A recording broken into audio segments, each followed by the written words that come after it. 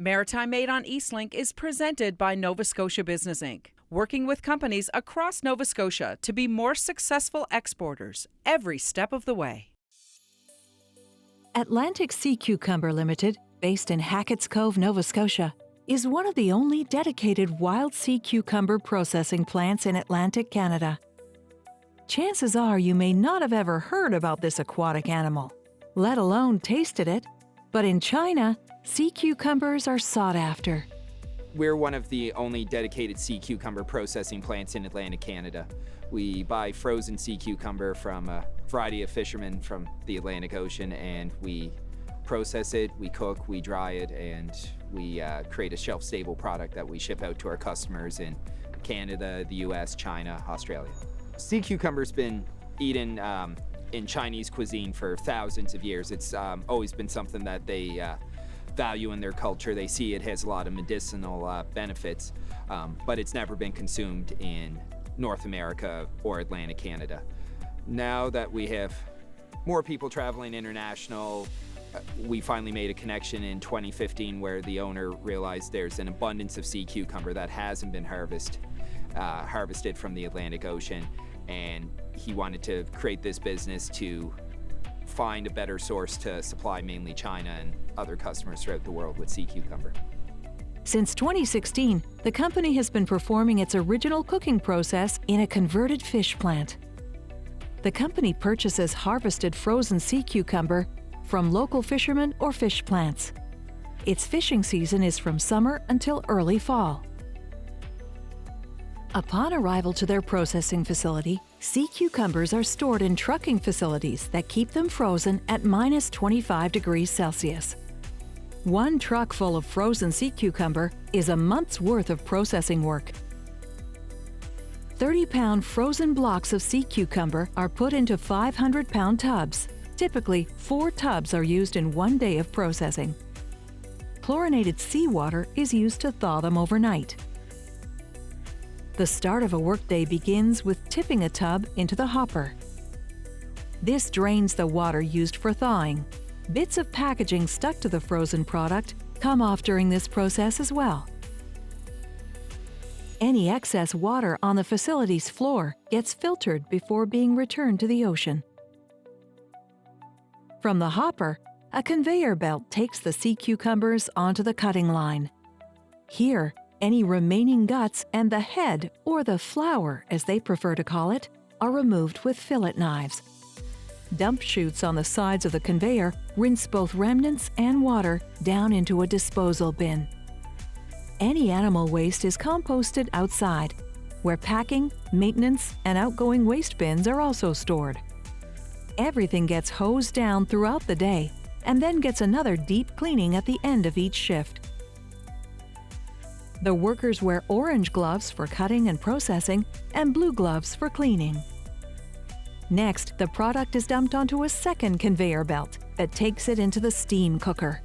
The steaming process preserves the protein and nutritional benefits.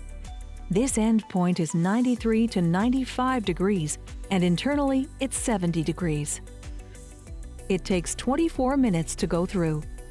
In China, a lot of the sea cucumber has been overfished, and now you see a lot of the product they sell has been farmed. We have access to a wild-caught product that's sustainably fished, and because the Atlantic Ocean is such cool, clear water that's not polluted, it helps us achieve that goal of optimum quality. Being able to put out a consistent product is a great success. A lot of the other types of animals being fished in Nova Scotia have been fished for hundreds of years, and they've had a lot of time to polish and get things right. And I think we've done that very quickly, and we've had to do a lot of innovation ourselves because there wasn't someone before us to take an example from. After being cooked, the cucumbers get dumped by the conveyor into a cooling container in the racking room. Chlorinated seawater is used to cool them down. The water is continuously cycled for freshness. Using a metal scoop, the bodies are removed and placed on a racking table. Heads, or flowers, are also scooped out and are placed in a yellow bucket.